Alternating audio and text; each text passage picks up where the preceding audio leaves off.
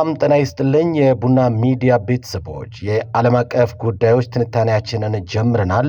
አማኑኤል ኃይለ ነኝ። ለቻናላችን አዲስ የሆናችሁ ሰብስክራይብ በማድረግ የዚህ ትልቅ ቤተሰብ አባል እንድትሆኑ እየጋበዝኩ ወደ ዛሬው ወቅታዊ አሳሳቢ ትንታኔዎች አልፋለሁ።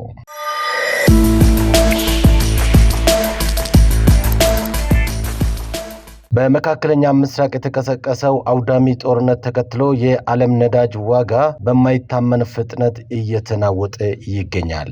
የኩዌት ብሔራዊ ዜና ወኪል ባወጣው እጅግ አስደንጋጭ መረጃ መሰረት የአንድ በርሜል የኩዌት ድፍድፍ ነዳጅ ዋጋ በአንድ ጊዜ $8 ከ10 ሳንቲም ጭማሪ አሳይቷል። በአሁኑ ሰዓት ደግሞ ዋጋው $118 ከ93 ሳንቲም ላይ ደርሷል። ይህ ያልተጠበቀ ንረት የዓለምን ኢኮኖሚ ክፉኛ ሊያናጋው እንደሚችል የዘርፉ ባለሙያዎች በስጋት እየገለጹ ይገኛሉ።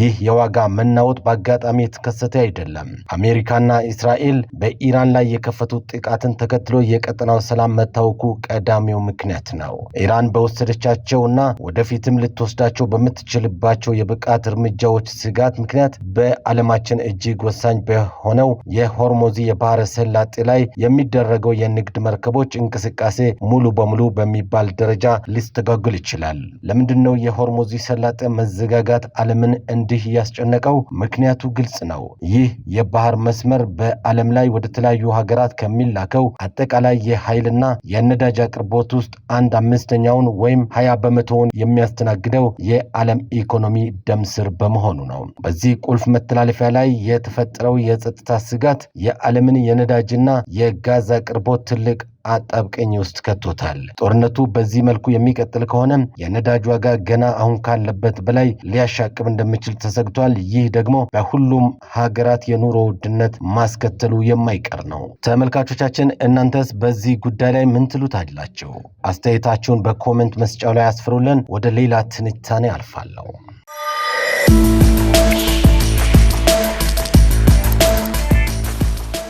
ዛሬ የምንወያየው በመካከለኛ ምስራቅ የተቀሰቀሰው ጦርነት ለሩሲያ የፈጠረው እድልና ለዓለም ያመጣው ስጋት ላይ ነው። ይህ ጦርነት ለሩሲያ ሲሳይ፣ ለመካከለኛ ምስራቅ ግን ሲኦል ነው የሚለው በጥልቀት እንመረምራለን። በቀጠናው የተቀሰቀሰውን አውዳሚ ጦርነት ተከትሎ የዓለም የነዳጅ ገበያ በማይመጠን ፍጥነት እየተናወጠ ይገኛል። የኩዌት ብሔራዊ ዜና ወኪል ባወጣው መረጃ መሰረት የአንድ በርሜል የኩዌት ድፍድፍ ነዳጅ ዋጋ በአንድ ጊዜ $8 ከ10 ሳንቲም ጭማሪ አሳይቷል። በአሁኑ ሰዓት ደግሞ ዋጋው $118 ከ93 ሳንቲም ላይ ደርሷል። ይህ ያልተጠበቀ ንረት የዓለምን ኢኮኖሚ ክፉኛ ሊያናጋው እንደሚችል የዘርፉ ባለሙያዎች በስጋት እየገለጹ ይገኛሉ።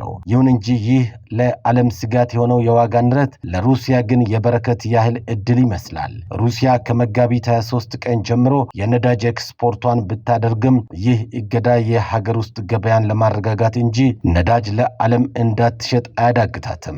እንዲያውም ሩሲያ ባለፈው ዓመት 5 ሚሊዮን ሜትሪክ ቶን ቤንዚን ለዓለም ገበያ አቅርባለች። በሆርሙዝ የባህረ ሰላጤ ላይ የሚደረገው የንግድ እንቅስቃሴ መስተጓጎል ምክንያት የዓለም የነዳጅ አቅርቦት አጣብቅኝ ውስጥ ከቷል። ይህ አጣብቅኝ ለሩሲያ የፈጠረው ትልቅ እድል ምንድነው? ሩሲያ በምዕራባውያን ማዕቀብ ውስጥ ብትሆንም በጦርነት ምክንያት የነዳጅ ዋጋ መናር የሩሲያ ነዳጅ ይበልጥ ውድና ተፈላጊ እንዲሆን ያደርገዋል። ይህ ደግሞ ሩሲያ ከነዳጅ ሽያጭ የምታገኘውን ገቢ በከፍተኛ ሁኔታ እንደሚጨምርላት ምንም ጥርጥር የለውም። በሌላ በኩል ለመካከለኛ ምስራቅ ይህ ጦርነት እውነተኛ ትርምስና ስጋት ነው። አሜሪካና እስራኤል በኢራን ላይ የከፈቱት ጥቃት ተከትሎ የቀጠናው ሰላም መታወኩ ቀዳሚው ምክንያት ነው። የኢራን ብቀላ ስጋት የሆርሙዝ ሰላጤን መዘጋጋት አስከትሏል። ይህ ሰላጤ የዓለምን የኢኮኖሚ የደም ስር ነው። የዓለም የኃይል አቅርቦት 1/5 ወይም 20% በዚህ መስመር ያልፋል። ይህ መስመር መዘጋጋት የዓለምን የነዳጅ እና የጋዝ አቅርቦት ትልቅ አጣብቅኝ ውስጥ ከቶታል። ታዲያ ይህ ጦርነት ለሩሲያ እድል፣ ለመካከለኛ ምስራቅ ግን ስጋት የሆነው ለምንድን ነው? መልሱ ቀጥተኛ ነው። የሩሲያ ኢኮኖሚ በነዳጅ ሽያጭ ላይ የተመሰረተ በመሆኑ የዋጋ መናሩ ለገበያ መጨመር አስተዋጽኦ ያደርጋል። የመካከለኛ ምስራቅ ሀገራት ግን በጦርነት እየታመሱ በመሆናቸው የኢኮኖሚ ውድመት፣ የህዝብ ስደትና የሰብአዊ ቀውስ ሰለባ እየሆኑ ነው። ይህ ደግሞ የዓለምን የኃይል አቅርቦት እንዳይረጋገጥ እና የኑሮ ውድነት እንዲባባስ ያደርጋል። ጦርነቱ በዚህ መልኩ የሚቀጥል ከሆነ የነዳጅ ዋጋ አሁን ካለበት በላይ ሊያሻቅብ እንደሚችል ተሰግቷል። ይህ ደግሞ በሁሉም ሀገራት የኑሮ ውድነት ማስከተሉ የማይቀር ነው። ተመልካቾቻችን እናንተስ በዚህ ጉዳይ ላይ ምን ትላላችሁ? ይህ ጦርነት ለሩሲያ እድል፣ ለመካከለኛው ምስራቅ ግን ስጋት ነው ብላችሁ ታስባላችሁ? አስተያየታችሁን በኮሜንት መስጫው ላይ አስፍሩልኝ።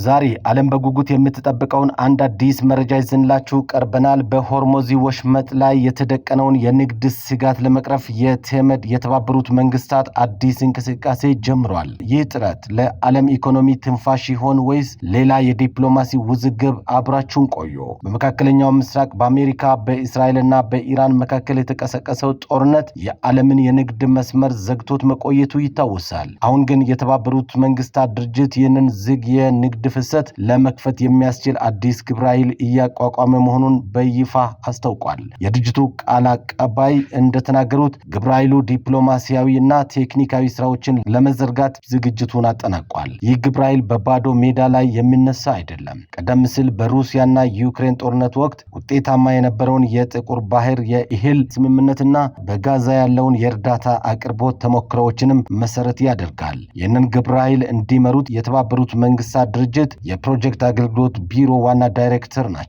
ዳይሬክተሩ ከባለድርሻ አካላት ጋር በመነጋገር የንግድ መርከቦች በሰላም የሚያልፉበትን የሰላም ኮሪደር የመቀየስ ከባድ ኃላፊነት ተጥሎባቸዋል። የሆርሙዝ ወሽመጥ መዘጋት ዝም ብሎ የነዳጅ ዋጋ መጨመር ብቻ አይደለም። በተለይ እንደኛ ላሉ ድሃ ሀገራት የማዳበሪያና የነዳጅ አቅርቦት መስተጓጎል የሞት የሽረት ጉዳይ ነው። የዓለም የምግብ ፕሮግራም አስቀድሞ እንዳስጠነቀቀው ከሆነም ጦርነቱ እስከ ሰኔ ወር ከቀጠለ በሚሊዮን የሚቆጠሩ ሰዎች ለከፋ የምግብ እጥረት ሊጋለጡ ይችላሉ። የተባበሩት መንግስታት ድርጅት አዲሱ ተነሳሽነት ይህንን ጥቁር ደመና ገፍቶ የምግብ ዋጋ ንረትን ይቀንሳል ተብሎ ትልቅ ተስፋ ተጥሎበታል። ነገር ግን ትልቁ ጥያቄ የተባበሩት መንግስታት ድርጅት እንቅስቃሴ በእርግጥ ውጤት ያመጣ ይሆን? የሆርሙዝ ጉዳይ ዓለምን እያስጨነቀ ባለበት በዚህ ወቅት የኢራንና የአሜሪካ የፖለቲካ ፍላጎት ለተባበሩት መንግስታት ድርጅት ግብረ ኃይል ምን ያህል መንገድ ይከፍታል የሚለው ገና ምላሽ ያላገኘ ጥያቄ ነው። ቃል አቀባዩ እንደተናገሩት ለሰብአዊነት ሲባል ሁሉም